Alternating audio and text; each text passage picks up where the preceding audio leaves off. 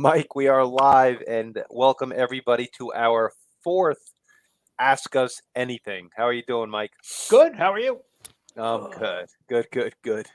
Uh, Let me first off by saying, just a reminder, we love doing these and we are constantly asking for questions, seeking questions, love to answer your questions. So even though we're doing a session today, we get two or three questions, we'll do another one of these in 2 weeks from now.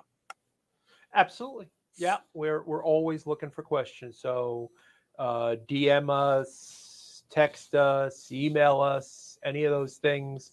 We're love to answer these questions. Mike, I want to start with question number two first and defer to you first because you have an exercise physiology degree and have some thoughts on this, and then I'll chime in for some of the more recent stuff that I've studied on this topic. So one of the questions we got, and we got this question like 2 or 3 weeks ago, is when working out, is it better to do cardio first, then weights, or the other way around?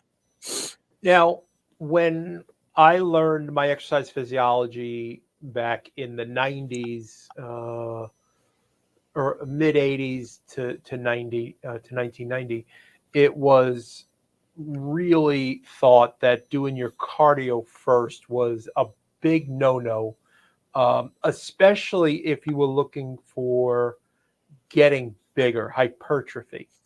Um, so that has been a myth that has been basically written in stone for decades, even before that, to going back to the 50s and the 40s. Uh, upon listening to Dr. Andy Galpin, there really appears that there's not much of a difference if you do cardio first or if you do your weights first. I always did my weights first. Always, always, always. Even now, when I'm not going for size, just maintenance, I still do my weights first and cardio second. But apparently, there is not a big difference, unless you're doing long cardio, or if you're looking to do just hypertrophy, and it's minimal at that. What have you read in your certification Yeah, about this? yeah. I'm gonna say this. I'm gonna basically echo the same thing you said. Um, First off, let me just say that the six-part series on the Andrew Huberman podcast with Dr. Galpin was phenomenal. It's an undertaking. It's 18 hours. It's like a master's level course in exercise physiology, from rest to recovery to hypertrophy to endurance to speed training to recovery. It is an amazing listen, and I think we both can comfortably say that that is a near must listen. 100%. It is definitely a. Andy Galpin is considered one of the top people in the world on weight training. He is that big of a deal. So when he talks, you listen, and it was literally 18 hours. It was very intensive, but really understandable. Like, they broke it down to make it understandable, even if you don't have a science or an exercise science background. Yeah, yeah. And it seems to think that most people, like you said, if you want like sheer hypertrophy, it's certainly absolutely 100% okay not to do cardio or to separate cardio, like do your weight training, heavy weights, low reps in the morning, and then do some sort of cardio in the afternoon. They seem to Right. think that that was a good idea. But if you wanted to do if you've only have limited amount of time and you wanted to do your weight training and then do like a 20 to 30 minute light zone two cardio, there didn't seem to be any negatives to it when there used to think that there was a lot of negatives. That doesn't appear to hold anymore. Yes, Um, very true. and then the other thing that they talked about a lot, both in my primal fitness certification and in the Andy Galpin interviews, is that it's a good idea to do some sort of light cardio as a warm up prior to heavy lifting, so you can kind of can do it both ways. Yeah, absolutely. Absolutely. Is there anything more to that?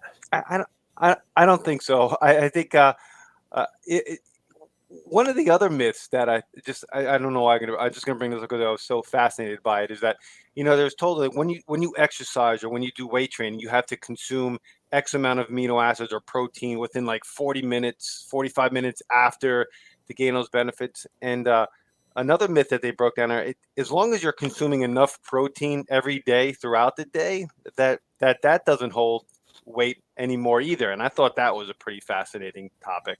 Yeah, absolutely. And again, that goes back, God knows how many decades that you have to consume, and you can't consume anymore because your body won't use it. Then the 40-gram rule, and they're just not true.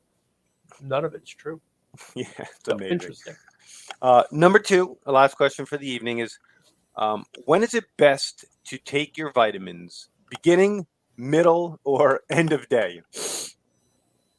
It just like you wrote, it really depends on what you're looking to do with your vitamins. Now, for example, I will take magnesium before I go to bed. Magnesium glycinate. We have our own product that we sell here in the office, but I will take my magnesium at night along with a couple other things that help me sleep through the night. And then there's the stuff I take in the morning, the pomegranate extract. That was another Andy Galpin, another Andrew Huberman podcast on. There was a study on pomegranate extract, and it reduced after a year. It reduced carotid artery buildup 35% in 1 year. So pomegranate extract, vitamin D. I'll take these things in the morning. So it really depends what you want to do.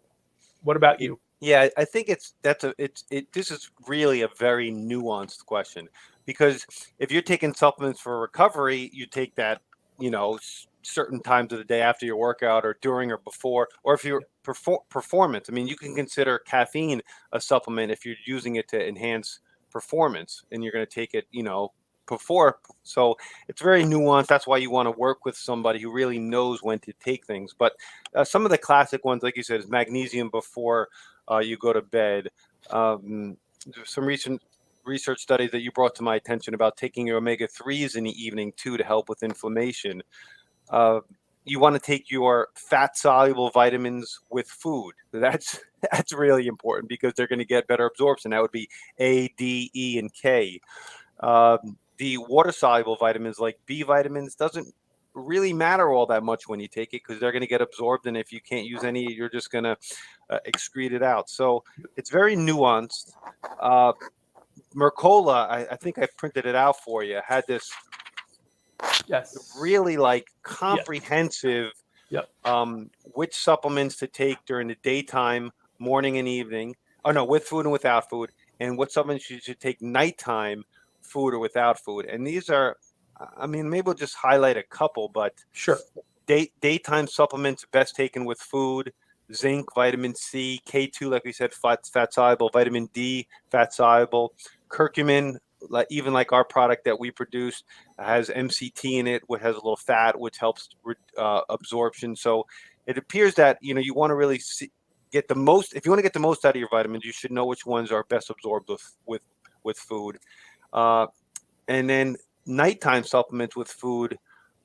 Some of these are interesting. Oh no, without food. I'm sorry. Rhodiola, which is an adaptogen, L-arginine, grapeseed extract, calcium. There's obviously reasons why they should be taken without food during the daytime, and I'm sure it has to do with absorption. Absolutely, and it is. It's very, very interesting. Fermented beets, fermented ginseng. So really interesting. And it is. It's really, really comprehensive stuff for joint health, hyaluronic acid. Interesting. And then the nighttime, best with food. Iodine. Yeah. Iodine is one of those supplements that I don't take too often, but is very deficient in our diets. Yeah. Vitamin E, astaxanthin, soil-based organisms, liver supplements, berberine, PQQ, which is a huge performance and in blood sugar regulation supplement or for your mitochondria.